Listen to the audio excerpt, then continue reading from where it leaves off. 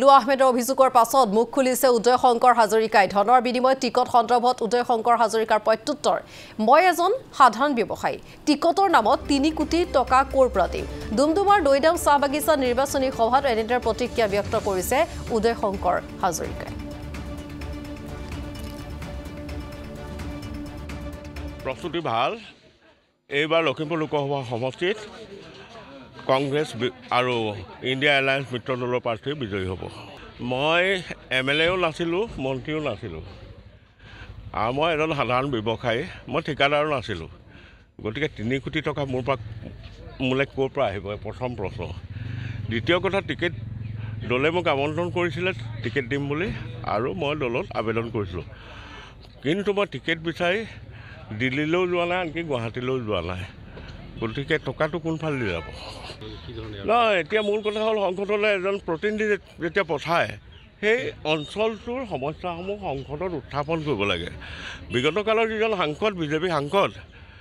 তেওঁ গোটেই দেশতে নিমাতী কন্যা প্ৰথম আটাইতকৈ বেছি কথা নোকোৱা সাংসদ হিচাপে পৰিগণিত হৈ লখিমপুৰ সমষ্টি বদনাম কৰিছে দেশৰ ভিতৰতে আপোনালোকে জানে এইটো প্ৰচাৰ হৈছে আমাৰ সমস্যা বানপানীৰ সমস্যা আমাৰ সমস্যা গৰাখহনীয়াৰ সমস্যা আমাৰ সমস্যা আমাৰ চাহ শ্ৰমিকসকলৰ কমকৈ তেওঁলোকক মজুৰি দিছে এই মজুৰি চৰকাৰে কৈছে যে 351 টকা দিম কিন্তু চৰকাৰে প্ৰতিশ্ৰুতি নাৰাখিলে নিৰ্বাচনী প্ৰতিশ্ৰুতি আজি এইখন বাগানতে এতিয়া মজুৰি 250 টকা আমি প্ৰয়াস কৰিম যে তেওঁলোকৰ মজুৰি 350 টকাতকৈ ওপৰলৈ নিব আমি পাৰোঁ আৰু বানপানী সমস্যা গৰাখহনীয়া সমস্যা আমি উত্থাপন কৰিম বৃহৎ নদীবান সোৱণশিৰি নদীত যি বান্ধ বান্ধিছে লখিমপুৰ ধেমাজি আৰু মাজুলীৰ মানুহৰ মনত বাৰিষা আহিলেই বুকু কঁপি থাকে কেতিয়াবা আমি টিভি পৰ্দাত দেখা পাওঁ যে কফাৰ দাম ভাঙিছে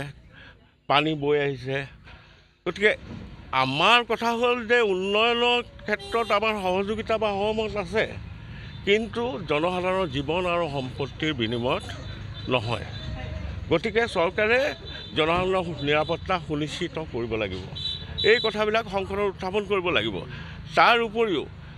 আমাৰ লখিমপুৰ ধেমাজি জোনাই ডুমডুমা শদিয়া ইয়াৰ সম্ভাৱনাসমূহ উলিয়াব লাগিব আমাৰ সম্ভাৱনা কি আমাৰ সম্ভাৱনাসমূহ উলিয়াই উদ্যোগীকৰণৰ দ্বাৰা আমাৰ বাহিৰলৈ যে যুৱকসকল গৈছে কাম কৰিবলৈ যুৱকসকলৰ কি দুৰ্দশা হৈছে আজি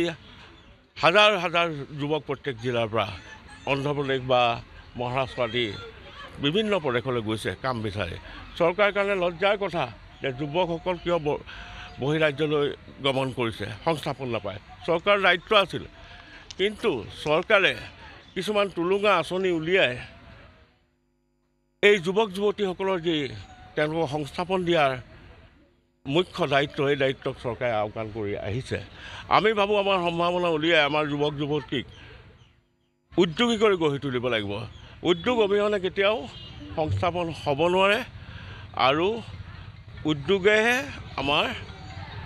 যুৱক যুৱতীক সংস্থাপন দিব আমাৰ সম্ভাৱনা আছে আমি লখিমপুৰ ধেমাজি মাজুলী আপুনি বিভিন্ন অঞ্চল উজনি অসমৰ অঞ্চলসমূহত গ'লে আপুনি দেখা পাব যে সৰিয়হ প্ৰচুৰ পৰিমাণে কৰে তে সৰিয়হৰ মিল আমি বনাব পাৰোঁ আমাৰ আকৌ ইয়াৰ পৰা সৰিয়হ নি ৰাজস্থানত মিলত তেওঁলোকে পেৰি আকৌ আমাৰ ইয়ালৈ পঠায় আমাৰ সম্ভাৱনা আছে পাট মুগা এৰি আমি যদি ভালকৈ আধুনিক প্ৰযুক্তিৰে তৈয়াৰ কৰোঁ আমি ভাবোঁ যে লণ্ডনৰ এগৰাকী মহিলাই মুগাৰ ফ্ৰক এটা পিন্ধিছে আমেৰিকাৰ এগৰাকী মহিলাই এৰিৰ এটা কোট পিন্ধিছে আমি কালাৰ চালাৰ দিব লাগিব অন্য এটা প্ৰসংগ হ'ল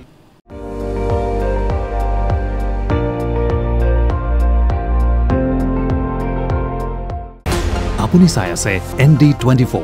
সৰ্বশ্ৰেষ্ঠ নহয় সৰ্বোত্তমৰ দৌৰ